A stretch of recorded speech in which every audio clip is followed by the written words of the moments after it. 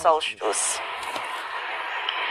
Samantala sa bahagi naman ng Visayas at Mindanao, ngayong araw ang buong bahagi po ng Visayas ay patuloy pa rin makakaranas ng maulap na kalangitan at mga kalat-kalat na pagulan, pagkidlat at pagkulog, dulot pa rin po yan ng ITCC. Samantala, dito naman po sa bahagi ng Mindanao, ngayong araw ay magiging bahagyang maulap.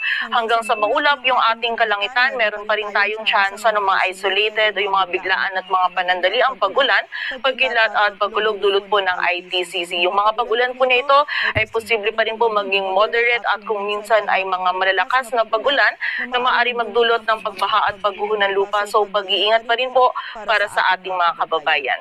Agwat ang temperatura sa Cebu ay mula 26 to 32 degrees Celsius at sa Davao naman ay 24 to 33 degrees Celsius.